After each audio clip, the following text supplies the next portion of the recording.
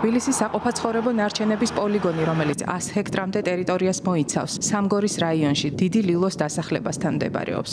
ამ ნაგავსაყრელიდან მომდინარე გაუსაძლისი სუნი და დაბინძურება დიდი ლილოს დასახლებისთვის ბოლო 15 წლის განმავლობაში მოუგვარებელ პრობლემად რჩება.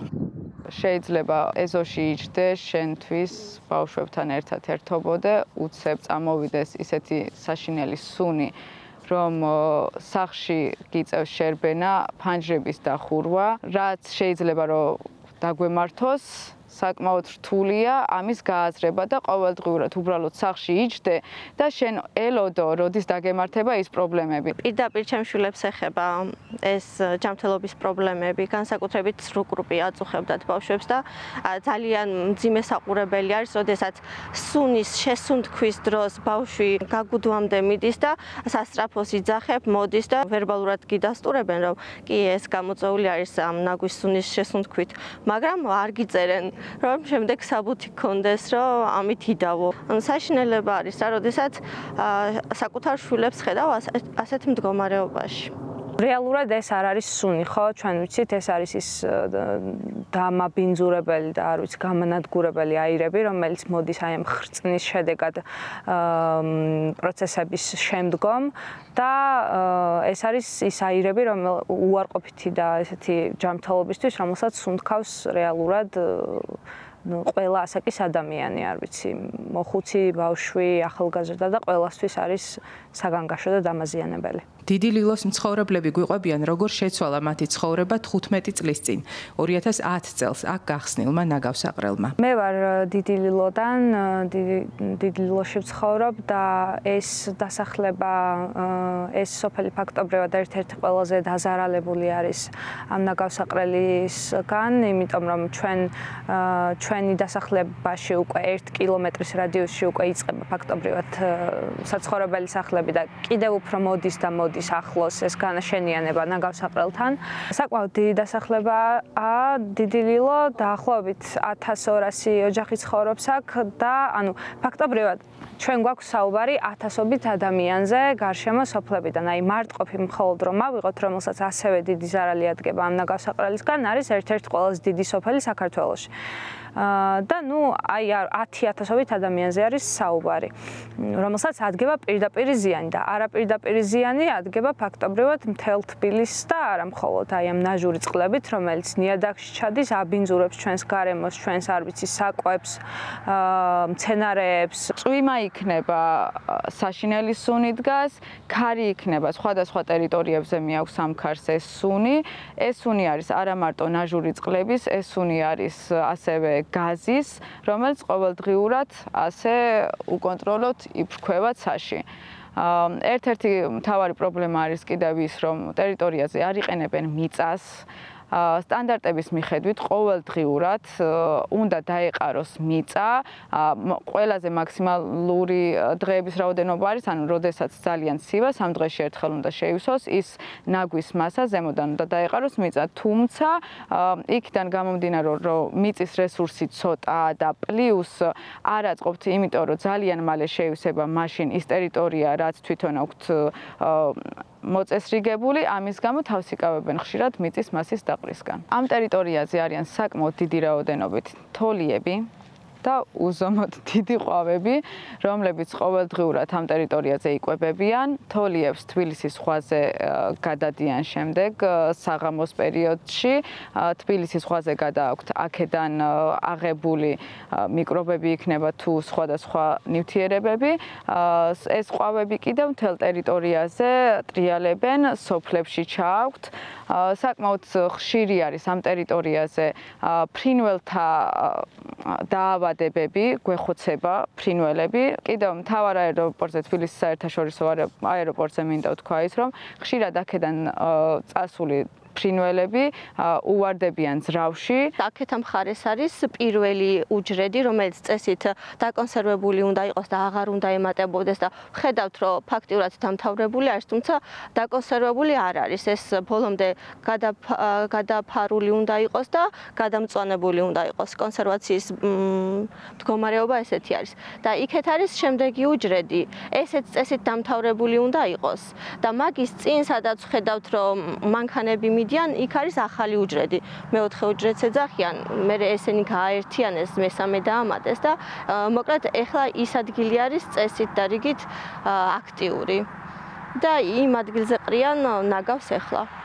გეომემბრანა კეთდება ამ უჯრედების ქვეშ, რომ ეს წყალი არ გაიჟონოს მიწაში და მიწის ქვეშა წყლები არ დაზიანდეს, თუმცა ჩვენ როგორც ვიცით, ნაწილობრივ არის გაკეთებული პირველ უჯრედში და ამის გამო აქტიურად გაედინება მიწის ქვეშა წყლებში. ის მანქანები რომ მოძრაობენ, იქ თამხარეს არის ნაგვის დიდი მასა. აქეთ ამხარეს დაყრილი აქვთ, როგორც ჩანს ამ დღეებში კარგად უმუშავიათ და იქ თამხარეს მარცხნივ ხედავთ, რომ საკმაოდ დიდი მასა არის დაყრილი და იმ მასაზე მიწა არ არის. გვეუბნებია, რომ ეს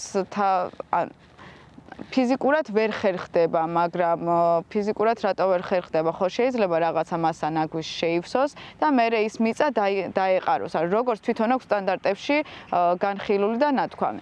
ეს ნაგავი ახლა რომ ქარი დაუბერავს, წამოვა, გაფრინდება.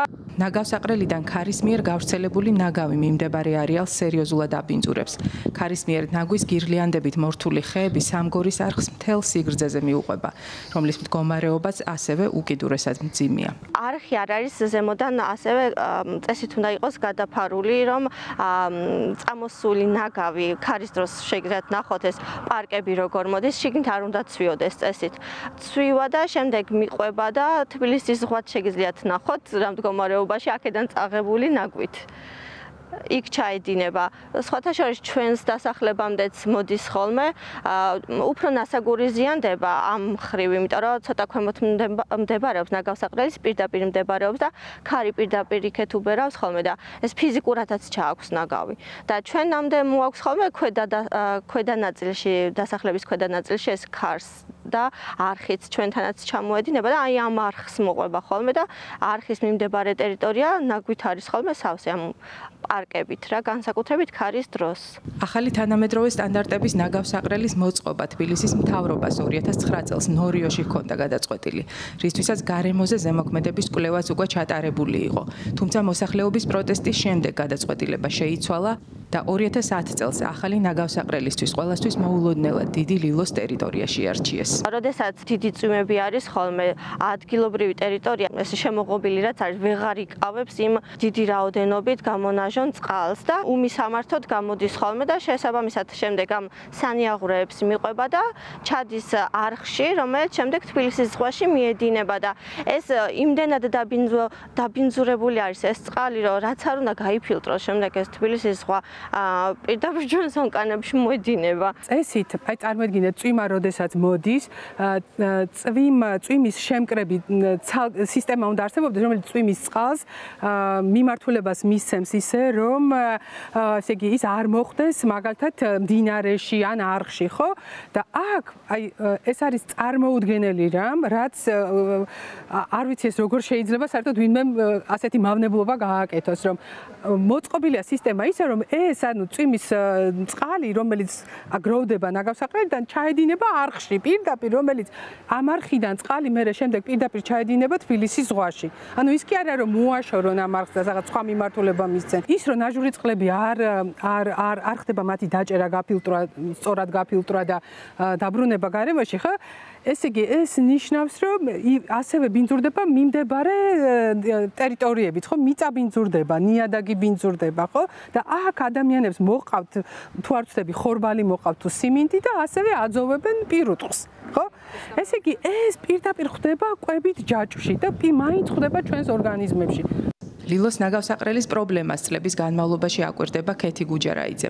მისი შეფასებით, თანამედროვე ნაგავსაყრელის ნაცვლად ლილოში დღეს ძველი ტრადიციის ნაგავსაყარი ფუნქციონირებს, სადაც ყველა სახის ნარჩენი ერთმანეთს ერევა და გარემოზე მავნე ზემოქმედებას ახდენს. არანაირი კვლევა არ ჩატარებულა დიდი ლილოს მიმდებარე ტერიტორიის და ფაქტიურად ოპერირების პირველ წლებშივე წამოვიდა ნაჟური წყლების პრობლემა და წამოვიდა მეთანის და ნახშირორჟანგის გაფრქვევის პრობლემები და შესაბამისად მოსახლეობას რა თქმა უნდა გვერდზე მცხოვრებ მოსახლეობას არა მარტო დიდი ლილოს, არამედ სხვა დასახლებებსაც მიმდებარე დასახლებებსაც შეექმნათ იგივე პრობლემები და ანუ პრობლემა იმდენად თვალნათელი იყო, რომ ამას გვერდს ვერ უვლიდან სახელმწიფო უწყებები. ის რომ ნაჟური წყლების სისტემის შემკრების სისტემა არ არსებობდა, ის რომ გაზშემკრების სისტემა არ არსებობდა, ის რომ სუნი იდგა, ის რომ ადამიანებს ჯანმრთელობის პრობლემები ჰქონდათ, ხო, ეს ყველაფერს თქვენ ნახავთ ოფიციალურ სამთავრობო დოკუმენტებში. წარმოიდგინეთ, ათასობით ადამიანის ჯანმრთელობა, სიცოცხლე და ჯანმრთელობა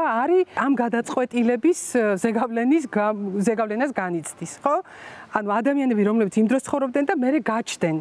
ხო და არსებობენ, თან არსებობენ ამ ნაგავსაყრელთან ერთად. ანუ ეს არის დანაშაული, რომელიც ჩემი აზრით რა დროც არ უნდა იყოს გასული, უნდა იყოს გამოძიებული და შესაბამისი ადამიანებმა უნდა აგონ პასუხი.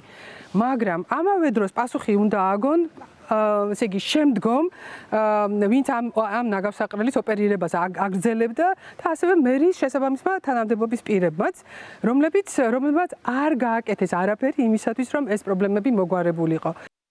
დიდი ლილოს ნაგავსაყრელის პრობლემებთან დაკავშირებით ჩვენ თბილ სერვիս ჯგუფს მივმართეთ, საიდანაც ასეთი წერილი გამოგვიგზავნეს. დიდი ლილოს საყოფაცხოვრებო ნარჩენების პოლიგონზე მომდევნო 2-3 წლის განმავლობაში მასშტაბური პროექტები განხორციელდება, რაც მნიშვნელოვანია გარემოს დაცვის თვალსაზრისით და ადგილობრივი მოსახლეობისთვის. ევროპის რეკონსტრუქციისა და განვითარების ბანკის სასესხო შეთანხმების ფარგლებში პოლიგონზე ნაჟური წყლების გამწმენდი ნაგებობების მოწყობა იგეგმება. საპროექტო და სამშენებლო ტენდერის გამარჯვებული კომპანია გამოვლენილია. შესაბამისი ხელშეკრულება უახლოეს პერიოდში გაფორმდება, რის შემდეგაც პროექტირების ეტაპი დაიწყება. პროექტის შედგენისა და დამტკიცების შემდეგ კი სამშენებლო სამუშაოები განხორციელდება. პროექტის ღირებულება 6,466,705 ევროს შეადგენს. ასევე EBRD-ის სესხისა და E5 პის გრანტის ფარგლებში პოლიგონზე გაზშემკრების სისტემის მოწყობა იგეგმება, რომლის ღირებულებაც 20 მილიონ ევროს შეადგენს. პროექტი მოიცავს ნარჩენების განსათავსებელი უჯრედების საბოლოო გადახურვას, უკვე მოქმედი თუ დახურული უჯრედებიდან წარმოქმნილი გაზის შეგროვებასა და შემდგომ უტილიზაციას. პოლიგონზე მოეწყობა შესაბამისი ინფრასტრუქტურა, რომლის მეშვეობითაც ნარჩენების განთავსების შედეგად გამოფრქვეული მეთანი ჰაერში არ გაიფანტება. მოხდება მისი ელექტროენერგიად გარდაქმნა და გამოყენება. ამ დროისთვის მიმდინარეობს საერთაშორისო კონსულტანტების შერჩევა. ტენდერის შერჩევა შეფასების ეტაპზეა. მომდევნო ეტაპზე საპროექტო და სამშენებლო ტენდერი გამოცხადდება.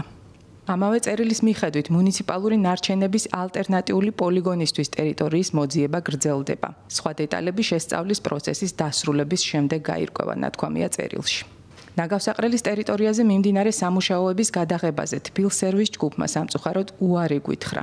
დღემდე მათ პირდებიან, რომ ახლა გაკეთდება და ახლა იქნება ეს რაღაც ნაჟური წყლების სისტემის შემკრები, გაზშემკრები და ასე შემდეგ, მაგრამ რატომღაც სხვა დიდი პროექტებისთვის იძებნება ფული და ამ პროექტისთვის რატომღაც ეს ყოველთვის არის რაღაცა უკანასკნელი პრიორიტეტი, ხო? დაახლოებით წარმომიდგენია, რატომ გაიწელა კიდე აქამდე, იმიტომ რომ ძალიან ხელსაყრელია, რომ ასე ახლოს კონდეს ტერიტორია, სადაც გაიტან ამ შენ ნარჩენებს, ხო? და ესე იგი მერია ესე ვთქვათ, კი ტკივა მერიას თავი ამის გამო, მაგრამ არც ისე ტკივა, რომ ესე იგი ამდენი წელი გადადგას რაღაცა მართლა ქმედითი ნაბიჯები ამ პრობლემის მოსაგვარებლად. დიდი ლილო და ასევე მისი მიმდებარე დასახლებები ჩვენ თბილისელებმა, რუსთავმა, ასევე რამდენიმე დასახლებამ ფაქტიურად ჩვენ გავხადეთ ეს სოფლები ჩვენ ერთგვარ მსხვერპლის შეწირვის ზონად.